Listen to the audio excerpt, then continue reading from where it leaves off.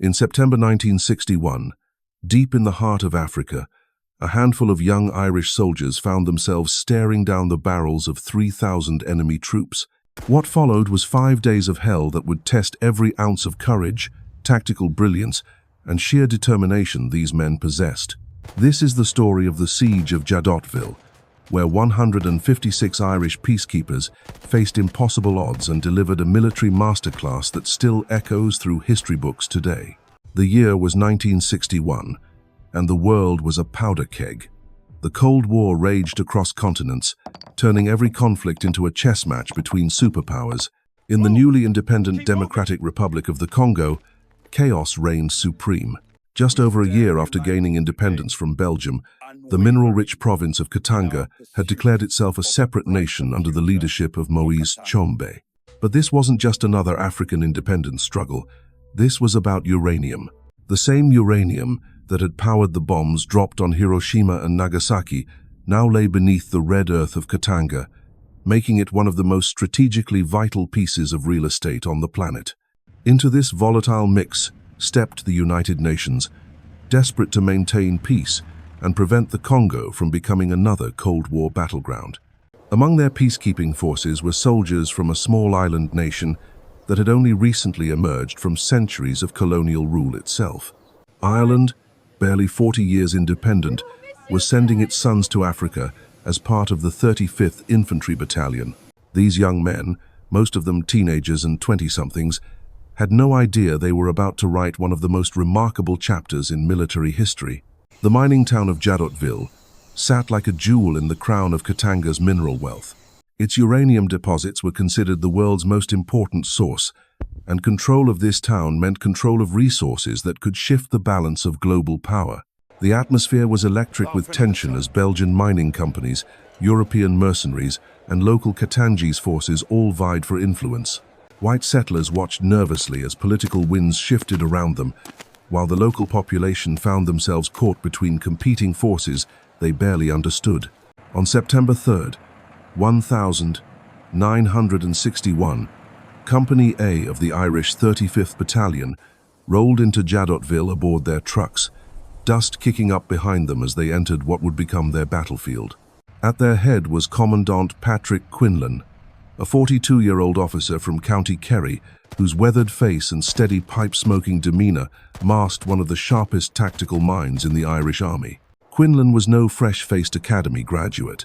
He was a soldier's soldier, a man who understood that preparation and vigilance were the difference between coming home and coming home in a box. The moment his boots hit the ground in Jadotville, Quinlan knew something was wrong. The air itself seemed to crackle with hostility. Local faces turned away when his men passed. Conversations stopped mid-sentence. The Katangese gendarmerie, supposedly neutral forces, watched the Irish with undisguised suspicion, their numbers growing daily. It was like walking into a trap that hadn't been sprung yet, but every instinct Quinlan possessed told him it was coming.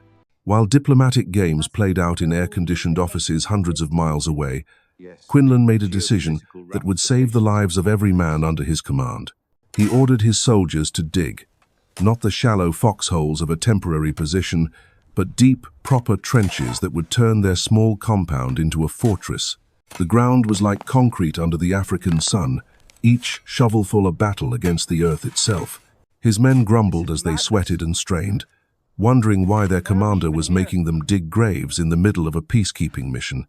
But Quinlan saw what others missed. The roadblocks that appeared overnight on routes leading to and from Jadotville weren't random security measures. They were the methodical preparation of a trap.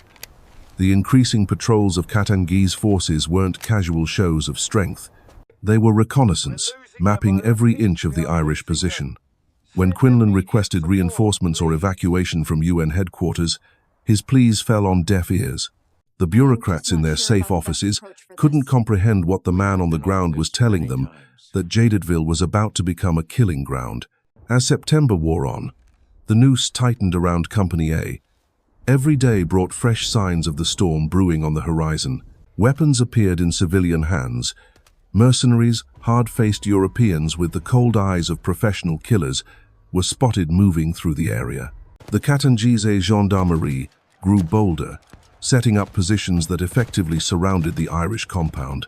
It was psychological warfare at its finest, designed to break the morale of the peacekeepers before the first shot was fired.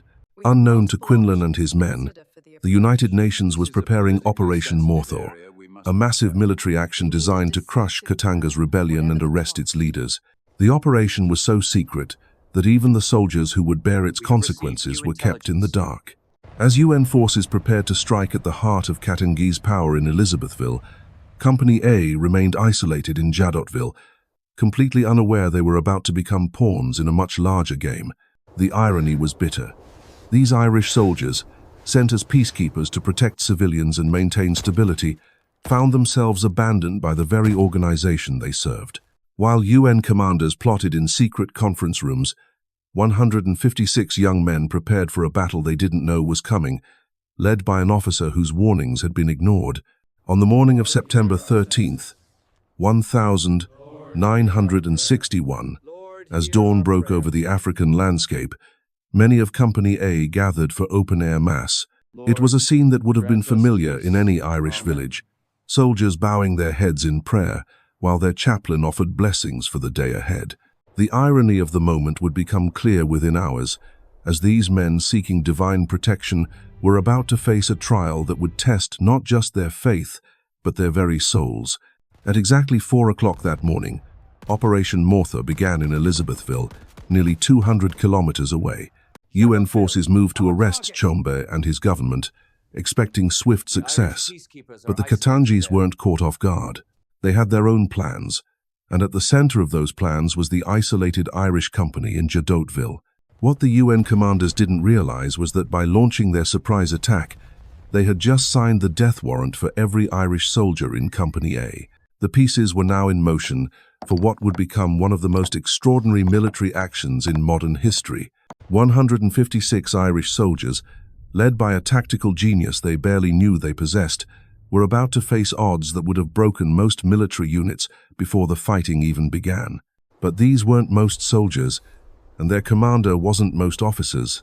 They were about to prove that sometimes the greatest victories come not from superior numbers or firepower, but from courage, skill, and an absolute refusal to surrender in the face of impossible odds. The attack came like thunder from a clear sky. At 7:40 in the morning on September 13th, as Father Tommy Quinlan raised the communion cup during Mass, the crack of rifle fire shattered the peaceful moment. Private Billy Reddy, standing sentry duty, had spotted movement in the tree line. 20 Katanga soldiers were advancing in attack formation, their weapons trained on the Irish compound. Reddy's warning shot rang out across the camp, sending soldiers diving for cover and scrambling for their weapons.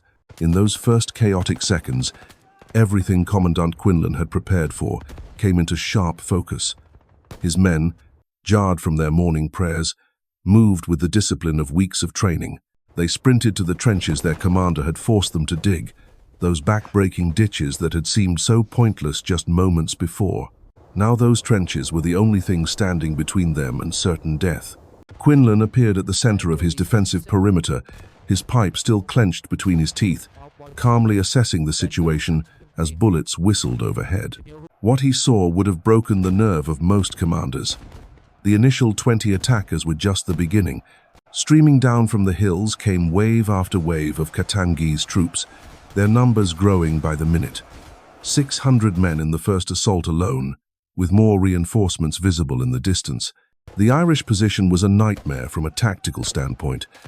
They were completely surrounded, cut off from any hope of retreat or reinforcement. The roads leading to Jadotville had been blocked by the enemy, turning their compound into an island in a sea of hostile forces. Radio communications with UN headquarters were sporadic at best, crackling messages that painted a picture of chaos and confusion. Company A was on their own, facing odds that would have seemed laughable if they weren't so deadly serious. But Quinlan had one crucial advantage that his enemies didn't fully appreciate. His men weren't just soldiers, they were Irish soldiers, raised on stories of desperate last stands and impossible victories. More importantly, they were led by a commander who understood that defensive warfare wasn't about having the most men or the biggest guns.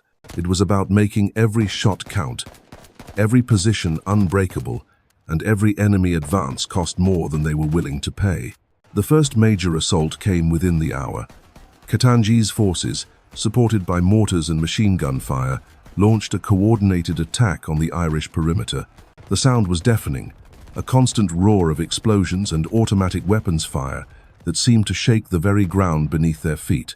Mortar shells landed with earth-shattering force, sending geysers of dirt and rock into the air. Machine gun bullets swept the compound like deadly rain, forcing the defenders to keep their heads down and their movements quick and calculated. From his command position, Quinlan orchestrated the defense with the precision of a conductor leading an orchestra. He moved constantly along the trench line, appearing wherever the pressure was greatest, his calm presence steadying his men under fire. When enemy forces concentrated their assault on one section of the perimeter, Quinlan would shift his limited reserves to meet the threat. When mortar fire became too intense, he would order tactical withdrawals to secondary positions, only to counterattack when the enemy advanced into the kill zone. The Irish weapons were woefully inadequate for the battle they found themselves fighting. They had Bren light machine guns, reliable but limited in their firepower compared to the heavy weapons arrayed against them. Their mortars were effective, but few in number, forcing the gun crews to make every shell count. Most of the men carried Lee Enfield rifles, bolt-action weapons that required skill and precision to use effectively. Against an enemy armed with automatic weapons and supported by artillery, it should have been a massacre. Instead, it became a masterclass in defensive tactics. The Irish used their limited firepower with surgical precision, picking their targets carefully and making every shot count.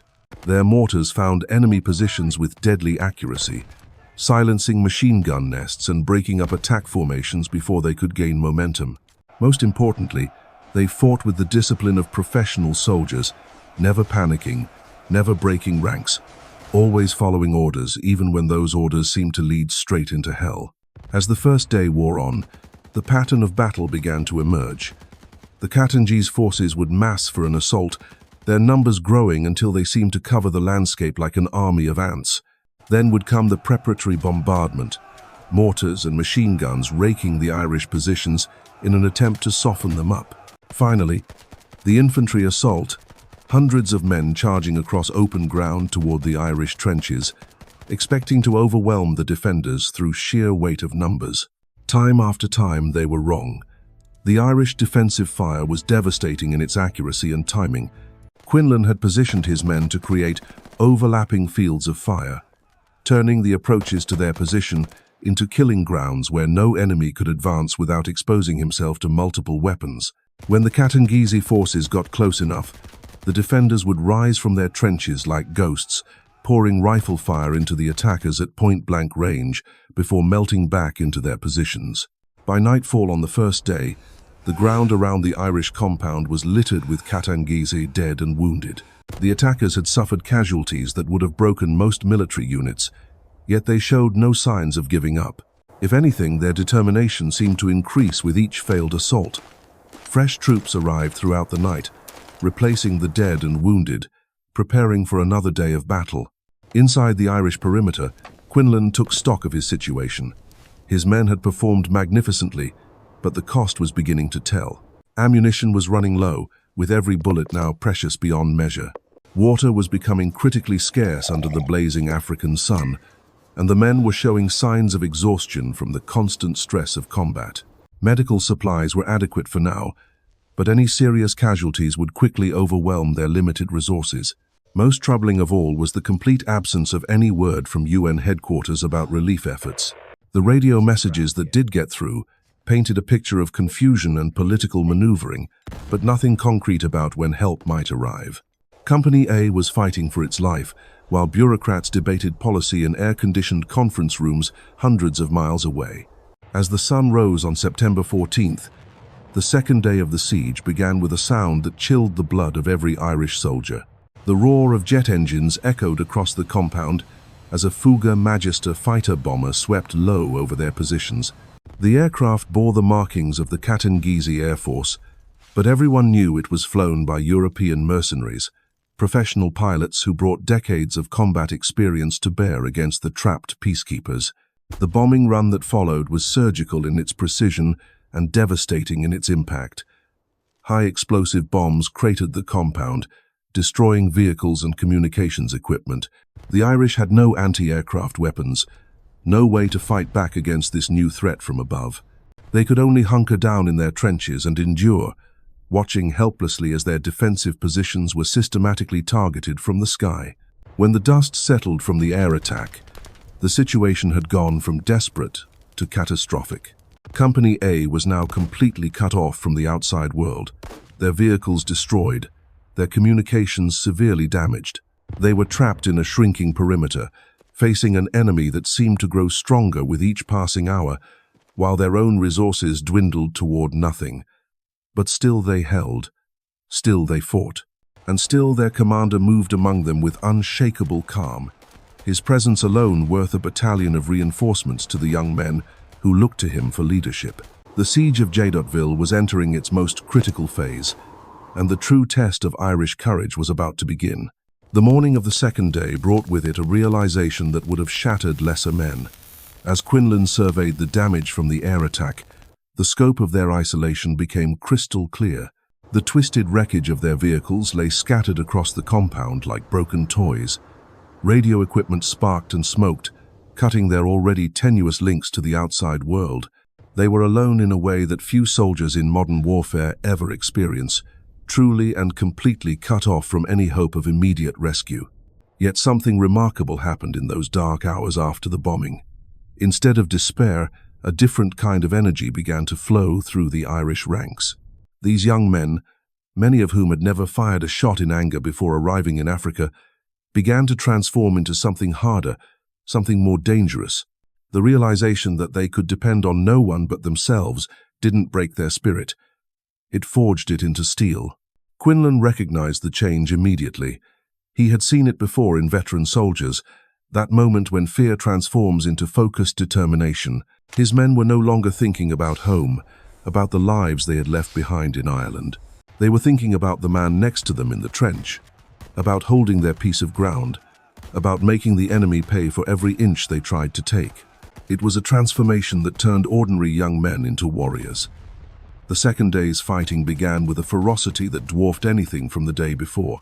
The Katanga commanders, frustrated by their losses and emboldened by the success of their air attack, threw everything they had at the Irish position. Artillery shells screamed overhead, exploding with bone-shaking force. Machine gun fire swept the compound in deadly patterns, forcing the defenders to time their movements between the deadly sweeps. But the Irish had learned from the previous day's fighting. They moved with the fluid grace of soldiers who had found their rhythm in battle.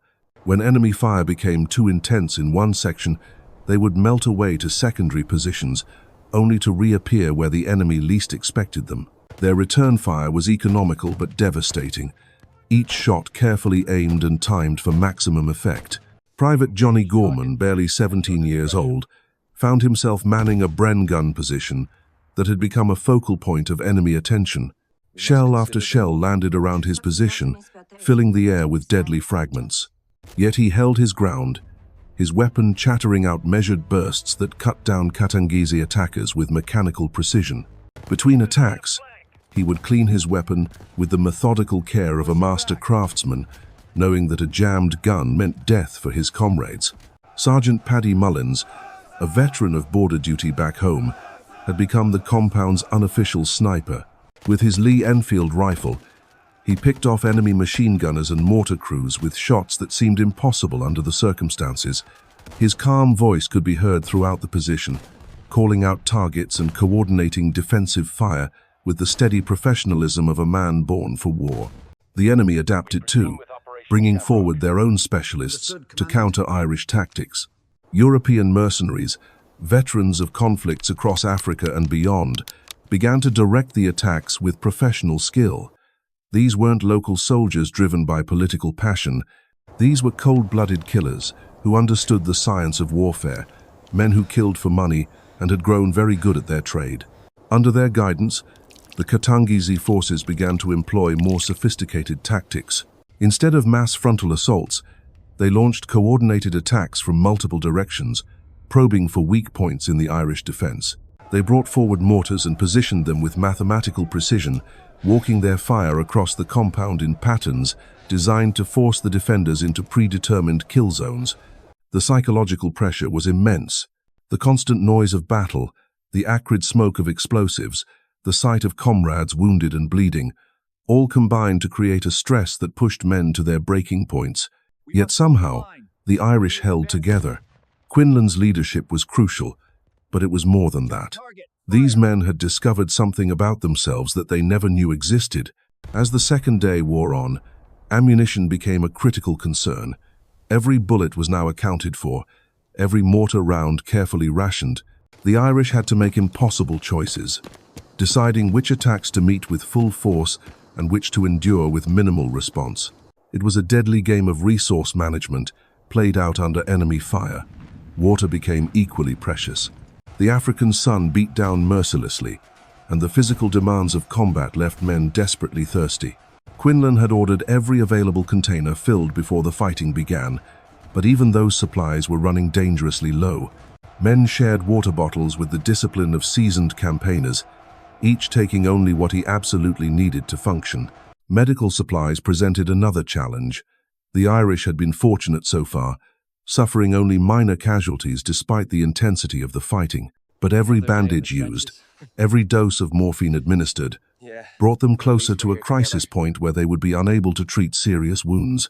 The knowledge that help might not come added urgency to every medical decision. Throughout it all, Quinlan remained the steady center of Irish resistance. He seemed to be everywhere at once, appearing beside a wounded soldier to offer encouragement, conferring with section leaders about ammunition distribution, personally sighting mortar fire on enemy positions. His pipe had long since gone cold, but he kept it clenched between his teeth like a talisman, a small piece of normalcy in a world gone mad. The third day dawned with ominous silence. No morning attack came, no preparatory bombardment. The Katanga's forces seemed to be regrouping, preparing for something different. Through binoculars, Irish observers could see massive troop movements in the hills surrounding their position. Fresh units were arriving, artillery pieces being positioned, supply columns bringing ammunition and equipment. It was clear that the enemy was preparing for a final, overwhelming assault designed to crush Irish resistance once and for all. The numbers were staggering. Intelligence estimates suggested that nearly 4,000 enemy troops now surrounded the compound, supported by artillery, mortars, and air power. Against this force, Company A could field fewer than 160 effective fighters, armed with weapons that were already running short of ammunition. Yet morale in the Irish ranks remained surprisingly high. The men had discovered something powerful about themselves and their unit.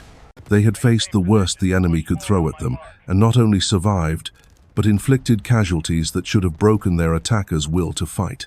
They had proven to themselves that training, discipline, and courage could overcome seemingly impossible odds. The waiting was almost harder than the fighting. Men cleaned their weapons obsessively, checked and rechecked their ammunition supplies, wrote letters they knew might never be delivered. Some prayed quietly in their trenches, while others shared stories of home, keeping their spirits up with memories of a world that seemed impossibly far away. As afternoon approached, the enemy bombardment began with an intensity that dwarfed everything that had come before. The ground shook continuously under the impact of shells and mortars. The air filled with smoke and dust until visibility dropped to mere meters. It was preparation for what everyone knew would be the decisive battle of the siege. When the barrage finally lifted, the attacking force that emerged from the smoke was unlike anything the Irish had faced before. Thousands of men advanced in coordinated waves, their movements directed by professional officers who understood the mathematics of overwhelming a defensive position. This wasn't desperation or political fervor driving the attack. This was military science applied with ruthless efficiency. The Irish response was everything Quinlan had trained them for. Disciplined fire met the advancing enemy, every shot aimed with precision born of days of combat experience.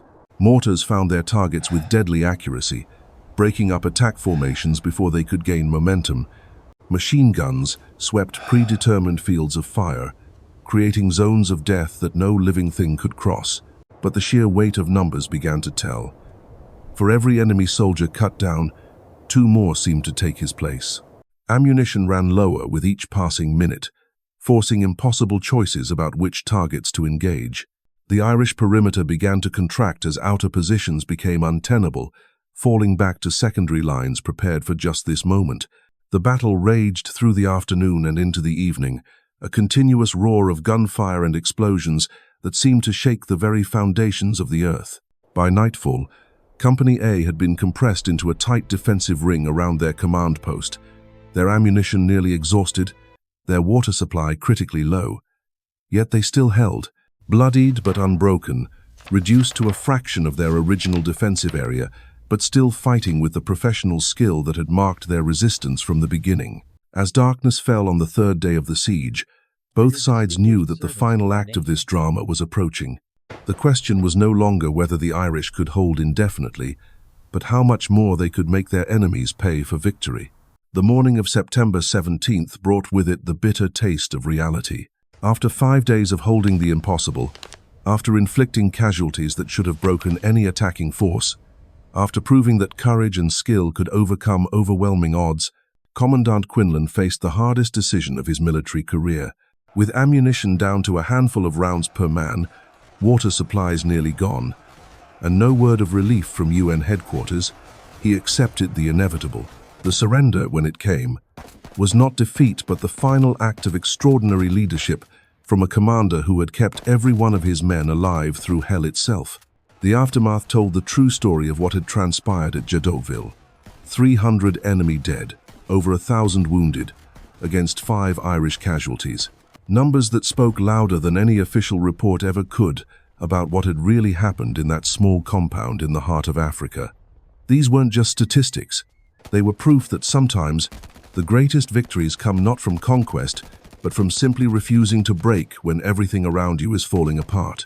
For decades, the men of Company A would wait for recognition that never came. The very organization they had served would bury their story, embarrassed by the failure of Operation Morthor and unwilling to acknowledge the extraordinary courage of soldiers who had been abandoned to face impossible odds. It would take over 40 years for Ireland to officially recognize what the rest of the military world had known all along, that Jadotville had been one of the finest examples of defensive warfare in modern history.